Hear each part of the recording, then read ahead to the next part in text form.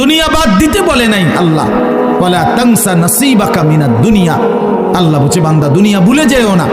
আমি বাজার, ব্যবসা, হাট ঘাট, চাকরি, ক্ষেত খামার, স্ত্রী, সন্তান, ঘর পরিবার, ঘুম, আহার, নিদ্রা, আমি কোনোটাই বাদ দিতে বলি নাই বান্দা, ছাড়তে বলি নাই।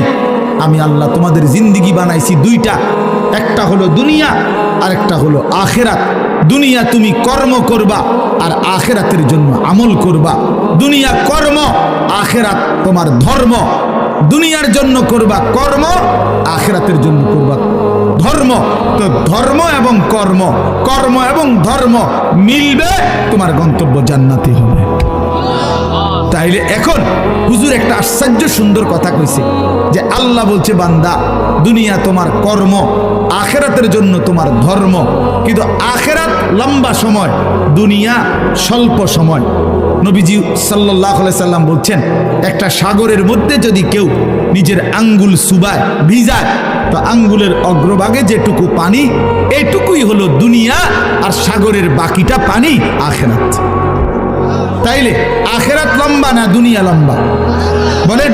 কিন্তু মজার বিষয় হলো লম্বা হলো আখেরাত, স্বল্প হলো দুনিয়া।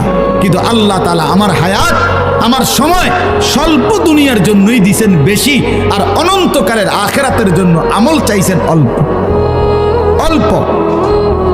সকাল 6টা বাজে 4 রাকাত ফজরের নামাজ, তাহলে 10 মিনিটের বিষয়। আবার দুপুর 1:30টা বাজে 10 রাকাত জোহরের নামাজ, 20 মিনিটের সময়। তাইলে ধরে নিলাম সকাল 6টার পরে 7টা, 8টা, 9টা, 10টা, 11টা, 12টা, 1টা, প্রায় 7.5 ঘন্টা পরে আবার 20 মিনিট।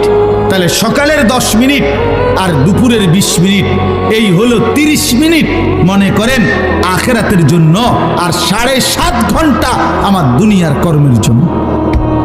তাহলে স্বল্প সময়ের দুনিয়ার জন্য আমারে সুযোগ দিলেন বেশি, অনন্তকালের আখেরাতের জন্য আমলের জন্য চাইলেন আমার কাছে অল্প সময়। এটাও আল্লাহর জন্য আমরা দেব না? এটা ইনসাফ হইল? এটা বিবেকের দাবি হইল ভাইয়া? অতএব আমি অনুরোধ করছি, মেহেরবানি করে আমরা ভাবতে শিখি। আরে এই বাচ্চা লাগাই দিলেন কেন আপনারা, আবার নামাই দিলেন কেন? তাইলে শেষ, আমার কথা শেষ, আর অল্প একটু কথা। তাইলে আমি বলতে চাচ্ছি, আমরা যদি বুদ্ধিমান হইতাম তাইলে দুনিয়া আমাদের সুন্দরী চলে, আখেরাত সাথে নিলে দুনিয়া লস হয় না।